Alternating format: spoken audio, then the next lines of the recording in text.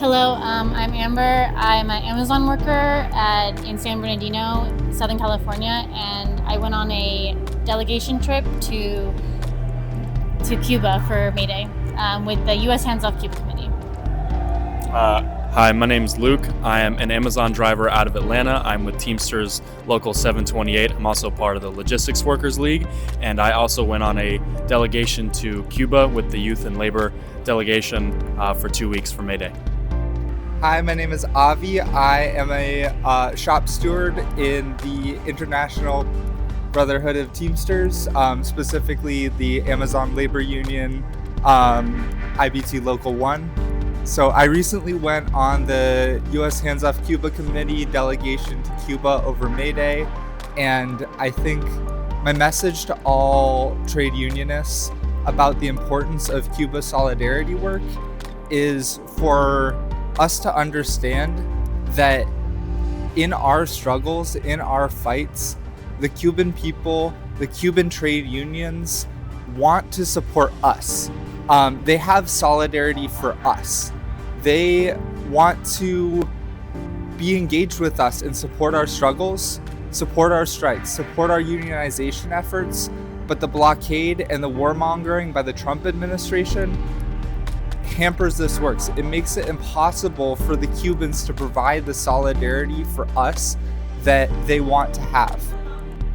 So my message to trade unionists in the United States is kind of about what I experienced in Cuba. Before I was an Amazon worker, I was a neuroscientist, and I left academia because of moral reasons, for understanding that the research I did, being in the United States, it would first be used as a weapon of war. Could my research be used for war and destruction across the world?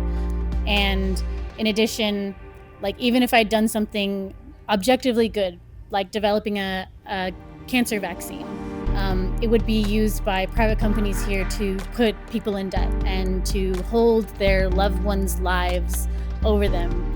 Seeing scientists in Cuba who, despite 60 years of blockade, despite a current total oil blockade, are still focused on doing science that actually benefits the Cuban people and creates vaccines that truly improve the health.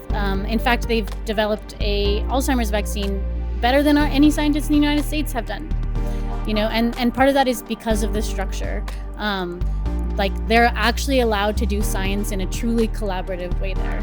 And so my experience in Cuba was that if I had grown up in Cuba and learned to do science in Cuba, I don't think I would have ever left, because I would be doing what I believe to be one of the most important things. But now I live in the United States, and I'm an Amazon worker, which I also believe is one of the most important things we can be doing. Amazon workers have a lot to learn from Cuba as well, and all trade unionists do. At May Day, we saw basically a negotiation, what happens on the shop floor. We as Amazon workers, we don't have a contract with Amazon, but we do actions, and it's like negotiating. We say collective demands, we take collective action, and then sometime later Amazon will give some concession here or there. And it's clear that that's what Cuba did. The U.S. was threatening war, threatening to invade, saying that we're going to go in to free the Cuban people. And they did classic organizing tactics. They did a petition. And they did a nationwide petition asking people, if we are invaded, will you defend the homeland? And 6.3 million people signed that. I believe 80% of all people over the age of 18, though I could be wrong on that stat. And it was incredibly powerful. Not only that, they managed to get almost 500,000 people in Havana to a rally with a total oil blockade going on. The Cuban people are so adept at taking challenges and making solutions. So the example that has been set by the Cuban people over the history of their revolution is something that should be emulated by the working class all over the world, and all of the accomplishments of the Cuban people are the accomplishments of the working class. all over the world. So my message to trade unionists in the United States is the great example that has been set by the Cuban working class should be emulated by the American working class. The creativity, the organizing strategies, all of that should be used in our own organizing strategies in order to build our own worker power and disrupt the system that oppresses our class as a whole.